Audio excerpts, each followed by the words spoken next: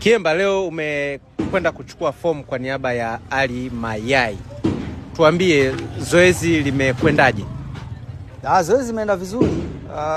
Hakuna chochote zaidi ya kufika pale, unaelezea kilichokuleta, unahudumiwa, unaondoka. Utaratibu ni mzuri kabisa, wameweka mwepesi kwa kila mmoja kuweza kuhudumiwa na kuwahi shughuli zake zingine. Kwa niaba ya Ali Mayai ambaye umemchukulia fomu, kipi ambacho kimemsukuma kuchukua fomu ya kuwania urais? Kwanza ni haki. Ni haki ya kila Tanzania ambaye anajihisi ana mchango kuweza kuchangia aidha kwa kuwa kiongozi ama kwa kuwa nje ya uongozi, lakini kila mmoja huwezi kujua kwa nini unaamua kuwa kiongozi, sababu ni haki yake. Kwa hiyo kama mtu ambaye aliutumikia mchezo kwa kucheza, ameutumikia kama kiongozi kwa ngazi mbalimbali, kwa nadhani labda kwa sasa hivi anafikiria kuwa sehemu ya maamuzi ya baadhi ya matukio ya kimichezo na kuleta ile vision ambayo yeye anaona anaweza kujazia, kwa sababu humu kwenye michezo ni kuongezea pale ambapo mwenzao alikuwepo. Kama kuna kitu kilikuwa kinapungua na wewe ukifika utakiongeza kama sehemu ya mchakato wa kukuza mpira wetu. Kwa hiyo mimi namuona kama Mtanzania ambaye ana haki na hakuna shida kwa yeye kuchukua fomu na kuchallenge kwenye urais. Kwa ambaye hafahamu, ni kwa nini Amri Kiemba ameenda kumchukulia fomu Ali Mayai badala ya kufika yeye mwenyewe? Kwanza ni kwa sababu hayupo Dar es Salaam, na kama unakumbuka tovuti ya TFF ilikuwa ina changamoto, kwa hiyo walikuwa watu hawawezi kupakua. Kwa hiyo yuko Tabora, alifiwa na mzazi wake jana. Kwa hiyo leo alikuwa ameweka nia leo akachukue. Kwa hiyo ilibidi jana aelekee Tabora na leo wanazika saa 7.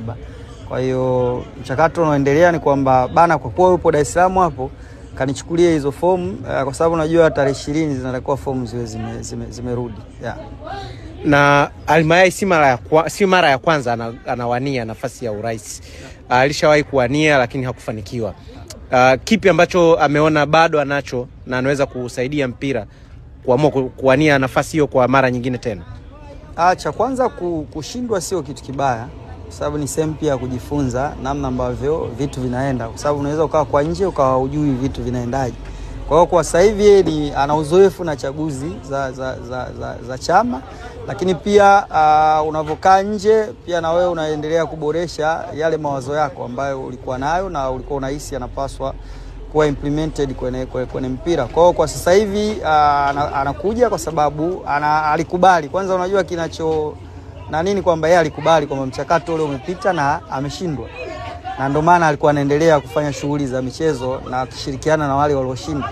Kwa sasa hivi kwa kuwa ni uchaguzi, anaona bora niende tena kwenye uchaguzi nikaelezee kile ambacho mimi nahisi tunapaswa kukifanya kwa wakati ujao, na wakiridhia wale ambao wanapiga hizo kura wakanipa uongozi, basi nitakifikisha. Lakini kama hawataridhia, basi itakuwa nia yangu nimeifanya. Unajua, kuliko kukaa ndani na kujilaumu kwamba kwa nini sikufanya, ni bora ulifanya alafu kasema mimi kwa wajibu wangu nilitimiza.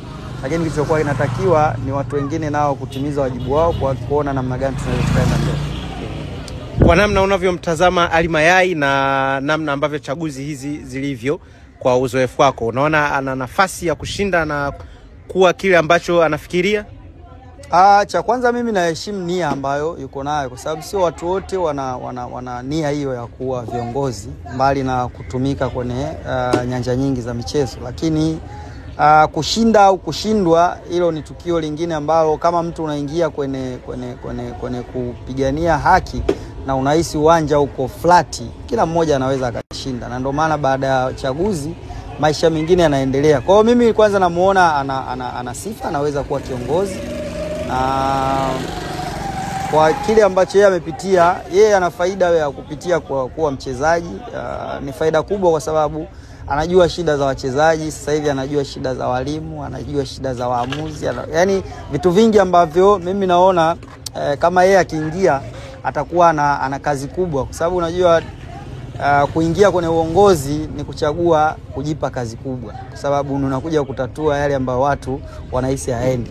Kwa kujipima yeye ameona anatosha kuja kuzitatua hivyo vitu. Kwa hiyo mimi pia bado naamini anaweza kuja na kutatua zile changamoto ambazo zimekuwa zikitukabili kwenye mpira wetu, bila kusahau kile ambacho walokuwepo wameshakifanya. Huwezi kusema hakuna kinachofanyika.